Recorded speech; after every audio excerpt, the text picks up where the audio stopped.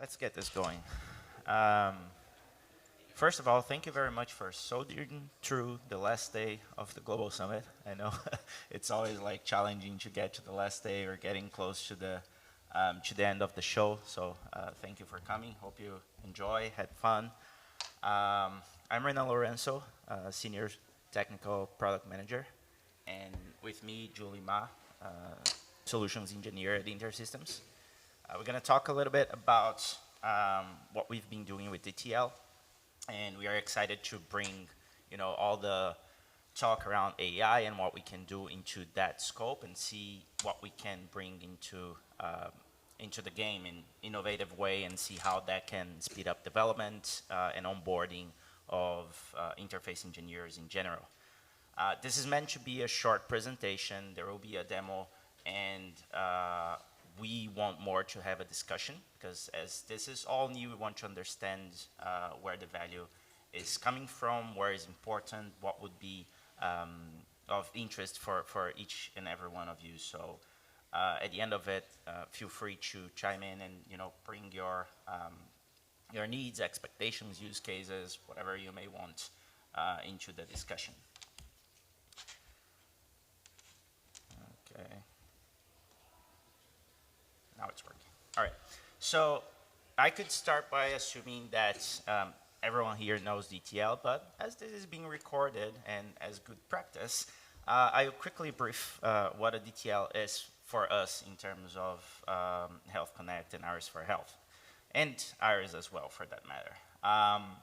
But basically, data transformation languages is just a crucial part of any interoperabilities, where we basically get all the data that is coming in, we transform into whatever we want, and we push that data forward. So it's a crucial part of having that interface with different systems, or even in the same system if you need to store that data in a different format for analytics purpose or other end. So in healthcare specifically, this is very common when we are dealing with transforming DTL messages between versions, for instance, or other standards between versions, mapping systems like EMR to EMRs, HIEs, lab systems, ERPs, you name it. So there are so many use cases where you would need DTL to be part of it.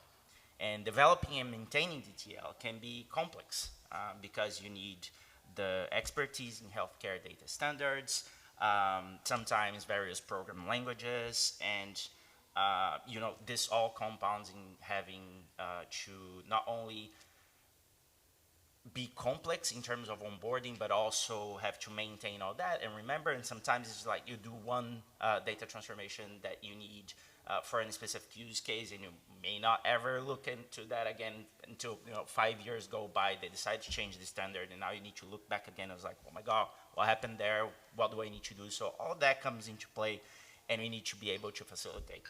Health Connect is well positioned in a way that we already lower some of the complexity. So we already have a low-code approach to dealing with DTL. So some of that burden is already taken care of.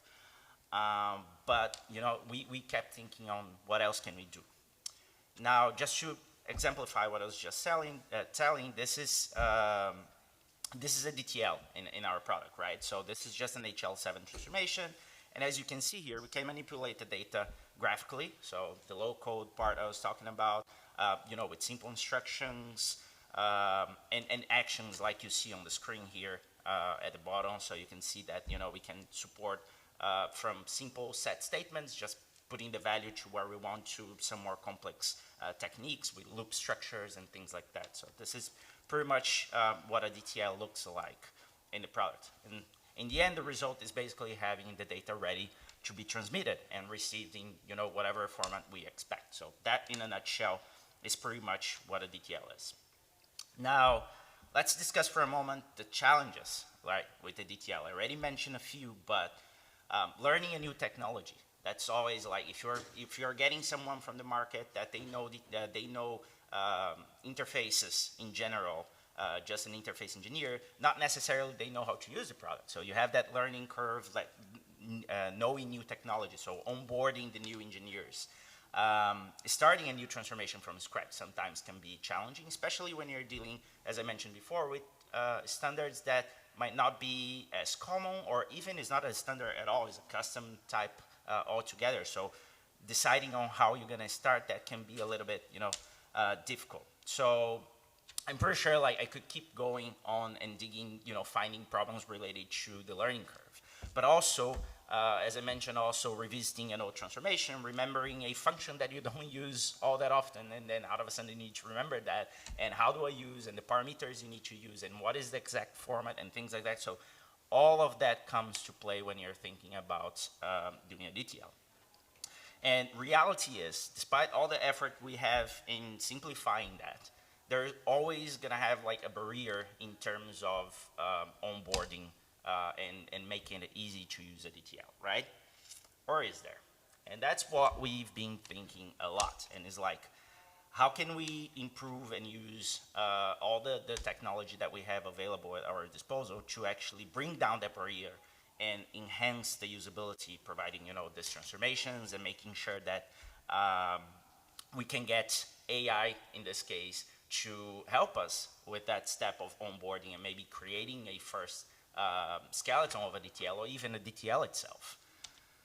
So, like everything that is worth going after, the integrating DTL comes with some complexities. So I don't expect you to look at this content on the screen, but this is just to say some of the functionalities we have available when we are dealing with DTLs. So it's all to say that this is not simple, right?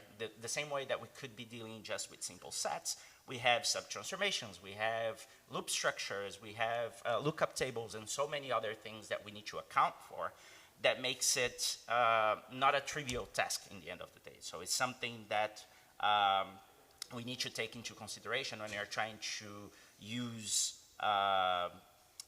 artificial intelligence to basically generate DTL for us. But that has not stopped us from actually looking into it. So what we see here is basically where we allowed our imagination to go. And I know that you've seen a quick screenshot of this on the keynote, but this is a prototype of what we were thinking about. Okay, how far can it push? Where can we go? How can we make it this intuitive, interactive, and in a way that we can not only make the onboarding and the creation of DTL better, but also empower SMEs to use the tool and create DTLs. Because sometimes the value is on the knowledge that SME has rather than the time you spend creating a DTL. So giving that ability to other people that may have a lot more information at the time when you need to create a DTL helps a lot, right? Now, we've been busy. We don't like to just think about things. We go and create things, and then we like to show them, and that's what I'm going to do just now. So just to give a statement on what we are trying to achieve, this is just a simple statement. It could be a task that you got. It could be a response to an RFP. It could be a technical document. It could be anything, right? And here I just have a text saying that I need to create a DTL, and it is an ADT AO1 to an ADT AO6. Version is 2.5, and I have a handful of segments that I need to transform, and a couple of fields that I need to put specific values. So it's a very simple DTL. Anyone that already knows how to use this should be able to achieve with very low effort, and who does not, maybe we'll have to figure out a little bit, but this is still doable. So I will start by creating this the old way, just so you have an idea what it takes, right? So if we go to our DTL UI, first thing I want to do is create a DTL, right? So I just create something, not AI. This is an HL7 transformation. We already had specified that is a 2.5 version, and it's from ADT AO1 to ADT AO6. There we go. So easy enough. Second part is to map MSH, PID, PV1, allergy, and diagnosis. So that should be easy enough. PID, PV1, oops, somewhere here. What else am I missing? Allergy and diagnosis. Okay, that was painless. The second part was to set MSH, the sending facility, and the sending application to a custom string. That should be also pretty straightforward to achieve. If I go ahead and just set this to not AI, I will also set my sending facility to not AI.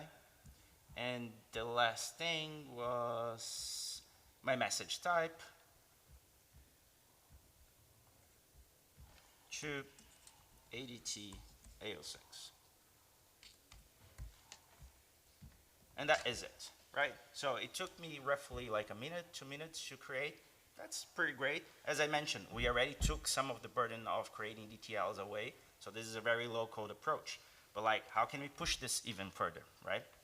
Now, let's have a quick look of what we've been thinking. And what I have here is a little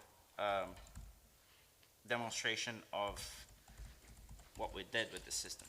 So let me just log in. And Julie is going to talk a little bit more about the architecture of it and behind the scenes. So the reason we have this different logging and access, we actually are storing the model that we are using here in AWS. So behind the scenes, AWS is powering the AI to actually perform well and return what we are looking for on the model that was pre-trained with the information we need. So Julie's going to talk a little bit more about that. So what you have here is just basically a user interface that you would expect with any generative AI you see out there in the market today, right? It's one prompt, you throw the message there, and you expect things to work. This is how we do things these days, right? But let's say I don't trust this AI that much yet. So I'm gonna get just a fraction of that initial statement. So I'm just gonna say, okay, give me a DTL that has a HL7 version 2.5 ADT-A01 to HL7 version 2.5 ADT-A06. We're gonna ask that, and what we get back, it's exactly what I asked. And as you can see, there is no connections being done there, right? Now let's push that a little further and add the fact that now I want to map just 2 segments. I want to map my MSH and my PID segment to the target.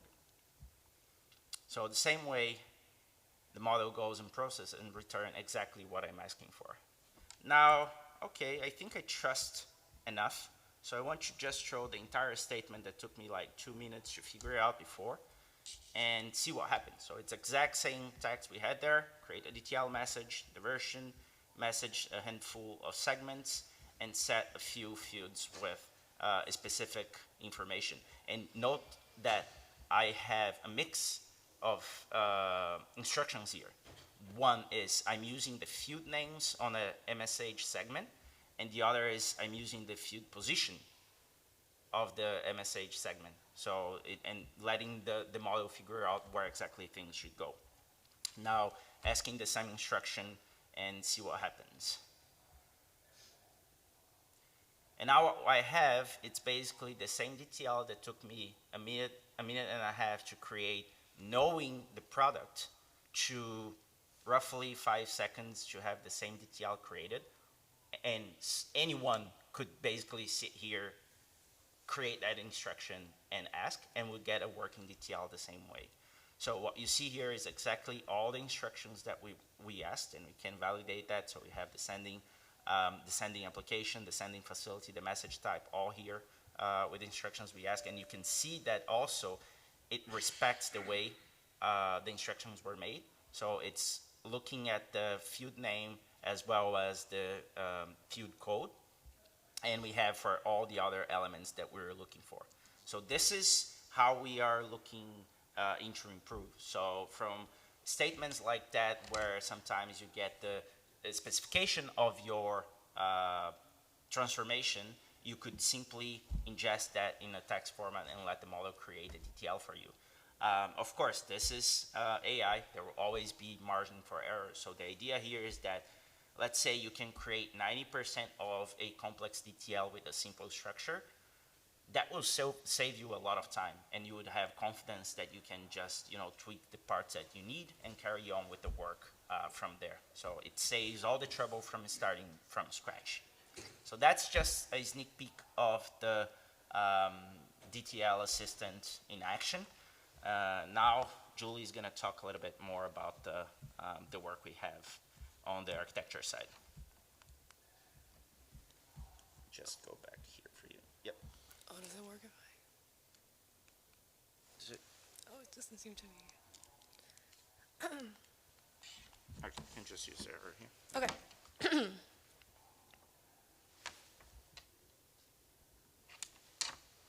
Okay, so now that we've seen an example interaction with the DTL assistant, let's dive into what's going on behind the scenes. So firstly, as a user, you interact with the model via that generate DTL pop-up within the DTL editor. And then here, that's where you type in the command into the text box. That command will then be processed into a format, so that's the alpaca format there, that makes the model provide more optimal responses, and is then sent to Amazon Bedrock, where the latest version of the fine-tuned model is hosted. That latest version model then generates a DTL in the XML format, and then Bedrock sends back the generated DTL as a response, where we format the DTL appropriately for our interface, and we also validate the DTL structure. Once we're done generating and formatting, the DTL is then displayed within the editor, and within this interface, you can now interact with the generated DTL by editing. You can add or delete actions as well, and this is also where you can visually validate the DTL. So now that we know how we can interact with the model, let's discuss how that model was fine-tuned. So recall our interaction comprised of a command and a generated DTL response. Therefore, to train this model capable of this behavior, we need instruction output DTL pairs. So we start the fine-tuning process by collecting data, in our case, DTLs. This data is the backbone behind every model completion and shapes model behavior. And having a large and robust data set is very important because this acts as our ground truth for the model, so it's not just generating things out of nowhere. The DTLs are then cleaned to ensure anonymity using ChatGPT 4 Turbo, and then now at this point, we are missing the inputs or the instructions for each DTL to properly train the model. Therefore, we also use ChatGPT 4 Turbo along with RAG to backwards engineer instructions for these DTLs. And then at this point, now we have our complete training set. We then train our base model, which is CodeLlama 13b, the one that we saw in the demo, using QLoRa, which trains an adapter. And then once fine-tuning is finished, we merge the model and adapter together, and this becomes our fine-tuned model. So it's important to note that this model is separate from the version hosted on Amazon Bedrock, allowing for these two processes to proceed independently of each other. So with this structure, when we get new dataset formats, or we see promising new base models, we can iterate, allowing for flexible improvements to the model. This allows us to easily improve the dataset quality and quantity while the current fine-tuned model stays connected to the front end using Amazon Bedrock. So now that we know how this model came to be and how we're interacting with the model, let's talk about some specific decisions made in the training process. First, let's answer the question, why are we fine-tuning in the first place? Well, very briefly, we are fine-tuning because our use case requires a more specialized and specific scope than what is offered by larger, more general-purpose models. So to kind of illustrate this, let's look at an example of the behaviors of ChatGPT 4 and the DTL assistant. So again, this is pretty similar to the one previously, but this is just another simple prompt that we're feeding to both ChatGPT 4 and our model to demonstrate why we decided to fine-tune. So we want both models, again, to create a translation from a source class 2.5 ADTA01 to a target class 2.5 ADT06. Just set the MSH and PV1, and then just set the sending facility to DTL AI. So this user prompt will be used for the next couple of examples. So let's take a first look at the ChatGPT 4 response. So here is a zero-shot response of ChatGPT 4 for that user prompt. So notice how ChatGPT 4 is unable to get into the specifics and describe pseudocode that is basically the information already present within the prompt.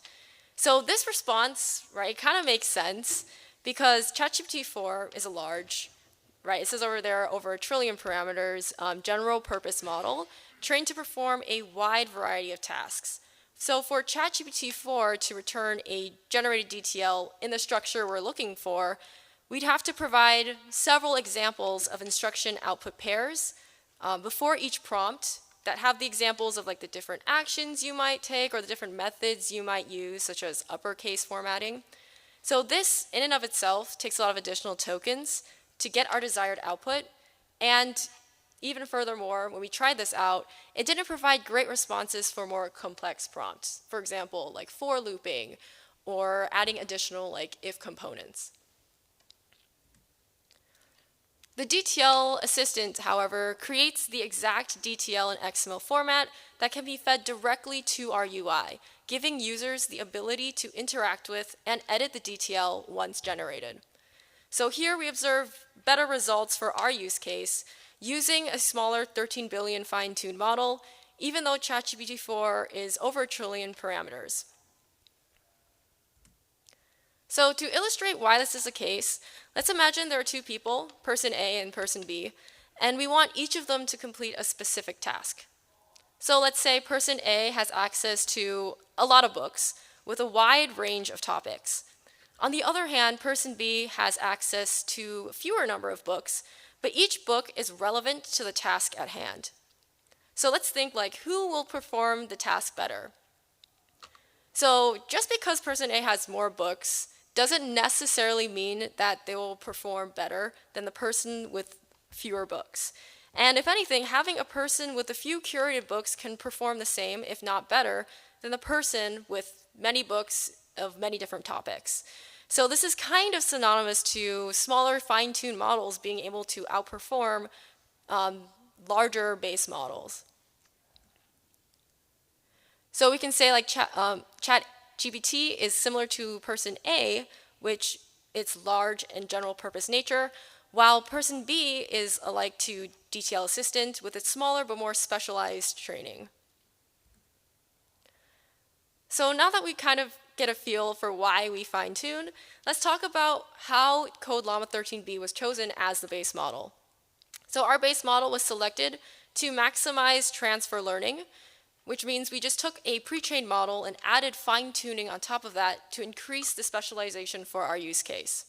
Again, we can illustrate these differences depending on different base models by looking at like ChatGPT 3.5 versus fine-tuning CodeLlama. So here are the responses for the same user prompt from our previous example. In this situation, both CodeLlama 13b and ChatGPT 3.5 were trained on the exact same dataset. However, we can see immediately differences in performance. ChatGPT 3.5's generated DTLs have issues with formatting, such as like the missing transforms and using incorrect parameter names. On the other hand, DTL Assistant generates a DTL transformation in the correct format for us to use directly into our UI.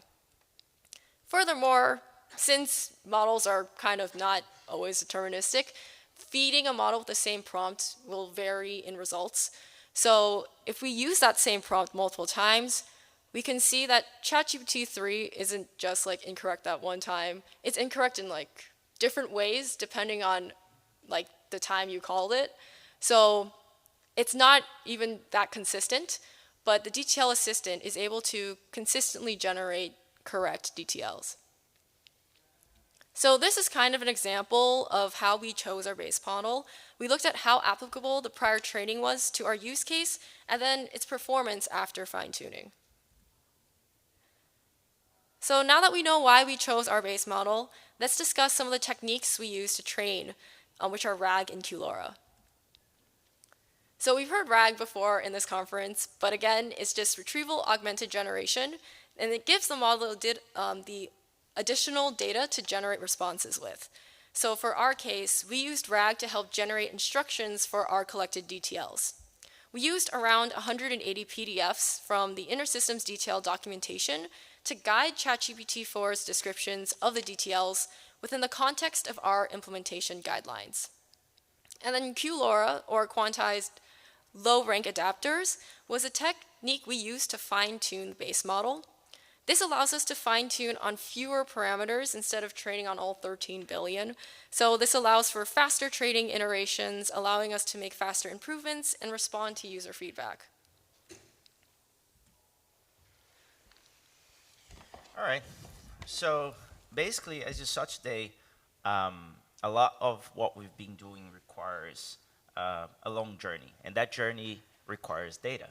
And this is going to be a key factor not only for this effort, but pretty much for any effort you see around AI within InterSystems and outside InterSystems. So if you are interested in DTL Assistant and any other AI projects that InterSystems is pursuing, please come talk to us, because we want to have you close. We want to understand the needs, and we want to work together and see where data can be used and can be shared, so we can, improve the efforts we have. So, right now, for instance, we are mainly focusing on HL7, but we also are looking into expanding that to CDA, to FHIR, and other formats.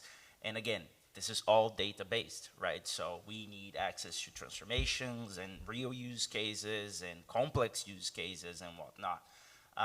What makes this project kind of easier, I would say, than others is that a lot of these data, they are mostly shareable, right? There is no patient context, there is no information about the company or anything unless you have very detailed comments on your DTLs. There will be pretty much easy to share and easy to maintain, and we can work together even if there is anything we need to clean or decide before even sharing. So I invite you all to come talk to us if you're interested. We want to work close and see where we go with it.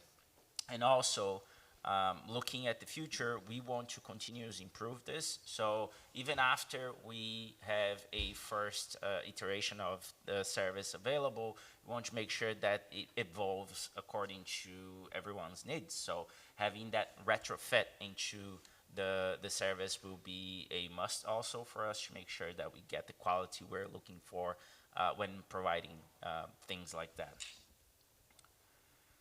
Now, I know you've seen this in other slides before. Just gonna leave it here for a while, for a moment. But there is a lot around AI going on. We have several presentations that already happened. We're gonna have recordings of all that, so you can go and look. There are a couple more happening, I think, today still, if you're feeling brave enough. But yeah, just go ahead. I'm pretty sure that if AI is what you're looking for, we most likely have a topic that will cover something for you. And if you don't, just come and say hi. We're probably going to start for you as well. And as I said, this is meant to be an interactive session. We want to hear from you, use cases and whatnot. So this is it in terms of content. This is a quick survey. If you have the time to go and fill it up, basically is to understand what use cases you have, where do you see the value, what are the options you may think that would benefit from having such ability. So just feel free. It should take 2 minutes. If you don't want to do now, this is also available on the PDF on the CVent app. The survey is going to be open for about a week, so you can always go back later and check it out. And yeah, without further ado, we're going to open the floor to questions. Yes. Thank you. Yep. So I'm just going to briefly summarize the question for the recording, but basically the question is, in the real world, it's a lot more complex than simple transformations. You may have custom methods and complex for loops and things like that. And how would the model basically handle such scenarios? So the short answer to that is basically depends on how the custom methods are used. So, because if you think about what we are outputting here, it's the XML definition of the DTL, right? And one of the things that you can use is are the custom functions. And the custom functions, they're pretty easy to train because in the end, you're going to have like a custom method. You can create a function that calls that method, and the complexity is kind of hidden away. And if we have enough samples to train the model to do that, you could have a model that is able to use your custom functions. So part of the reason we are asking for people to step up and come talk to us is because we are looking also at how can we train the data not only to be effective in creating generic DTLs, but also specific DTLs to your needs. So if you have a very specific set of custom functions or structures that you use, and you give that data to train, the model should be able to reply according to the way you create the DTLs. So in the end of the day, it's all data driven, right? And the more data we have with such scenarios, the better it's going to be. And we are also looking into, and there is a lot of open questions yet because we're exploring where we can go. But one of the things is like having specific training for specific customers. And then this would be always like, you wouldn't have, if we train all the data here together and you have function A and someone has function C, you don't want to see the function C because you don't have the code there, right? So having that flexibility makes sense. So that's where we're trying to go with it.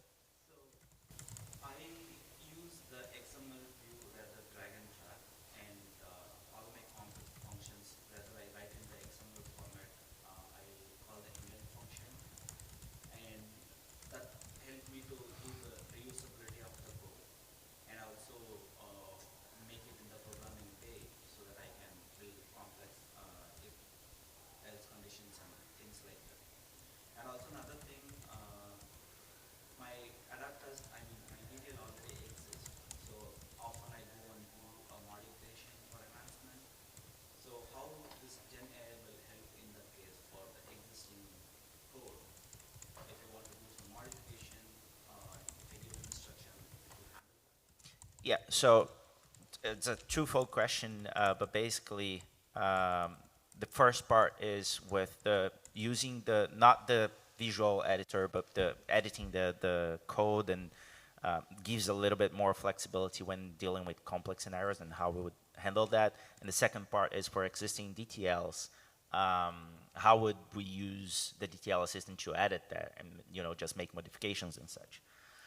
So for the first part, it's kind of the same that I just mentioned before. So it's going to be based on the data that you have and how we train the model.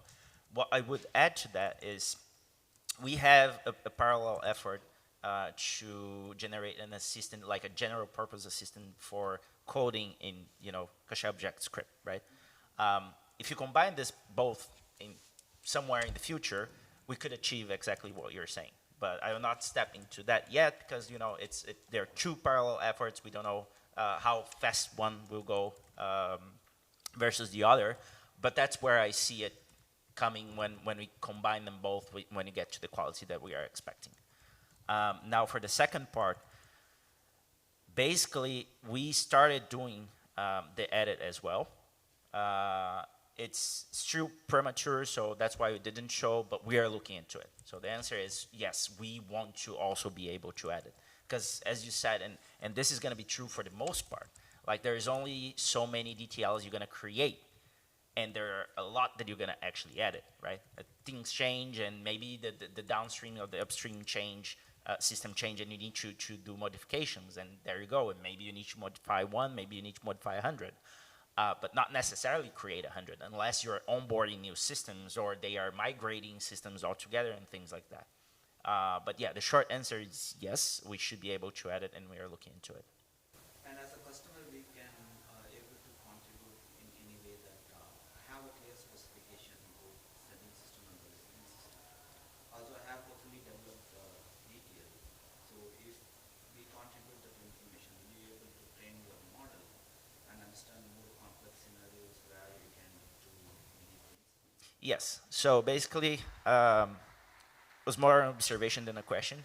That if you provide the specification and the DTLs and some other metadata and information, would we be able to benefit from there and train the model in a way that we can create whatever is specified on those documents?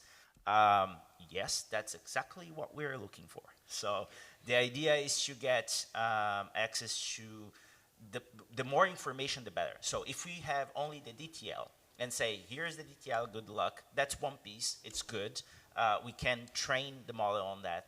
But then when you add the metadata, the meaning of that DTL into it, it becomes a lot more powerful because now we can basically break that down and create, like, reverse engineer, create a training set that is powerful enough that not only has the DTL itself, but the meaning of that DTL. And that is way powerful when we're training a model. And that's exactly what we're going after.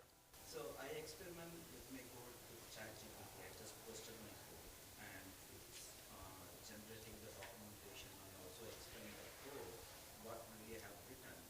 So same way, not only just generating the detail, also if you wanted to do the documentation, so will your Gen AI will can extend the feature.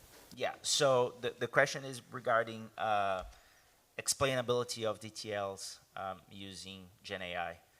This is something that I have close to my heart. When we start doing this, it's one of the things that I thought would be extremely powerful. And some of the reasons I already mentioned is for things that they are just sitting there for like months, maybe years. No one looked at it, and now you need to open that DTL and it's like, what is this thing doing, right? And then if you have a quick way to document exactly what the DTL is doing, leveraging generative AI, that will be powerful, especially when you have maybe a high turnaround, or maybe your interface engineers are uh, outsourced, or there could be a lot of reasons to why someone would not open the DTL and understand whatever is there immediately. So having that ability to explain what the DTL is doing is very powerful, and is also something we're looking into it. Yeah, I agree. Because like I've done a lot of integrations myself in DTLs as well. So when I was thinking about this, I was remembering how painful it was, and I was like, yeah, back then I would benefit from this. So I understand. So that would be similar to the first question. So just to repeat, how yeah, no, that's fine. So basically, how would we handle custom schemas? Maybe even like custom segments altogether, and things like that. Uh, Again, one of the things that we've been looking is to have a way to give, as part of the service, a specific training set that is tailored to the customer. So if you have, a bunch of custom schemas, we train on your data, the model should be able to identify and respond based on it. So yeah. Yeah, yeah. And the reason, so the idea is that we want to create a out of the box model that is fully capable of handling the standard, right? Yeah, so everyone gets the same. And then when it gets to the specifics, then we would need the specific data to be able to train. Because then it's the custom schema, it's going to be custom, right? It's by definition. So, yep. So the question, yeah. So the question basically is if instead of having, as the example we had, like a plain text of the instruction, we have a clear spec, well structured, well defined of what is the inbound and the outbound, and things like that. Would the model be able to reply. Right now, no, because we haven't trained it like that. The idea is yes, definitely, because in the end, we don't want to just sit there, sip our coffee and start typing. Oh, I think I needed to know. We basically want to copy and paste from a document because this came as a task, right? So most likely it's going to be very well structured, very well defined. You copy and paste, and you should get something out of it. So the what we were experimenting with this was how far we can push and how simple can the input be, and yet we get something structured out of it.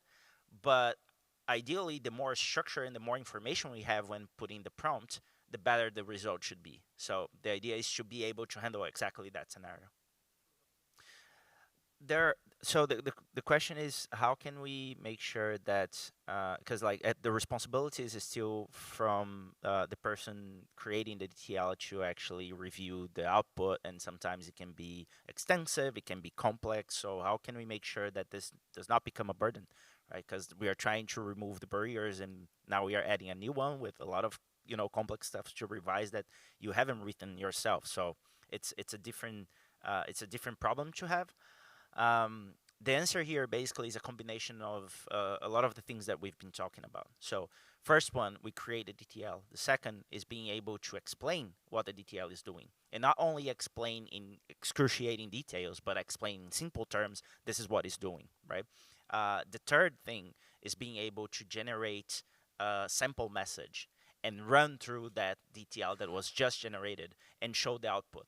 So you have different ways to validate that, because sometimes you can look at the DTL and read through, and I was like, yeah, okay, this is boring.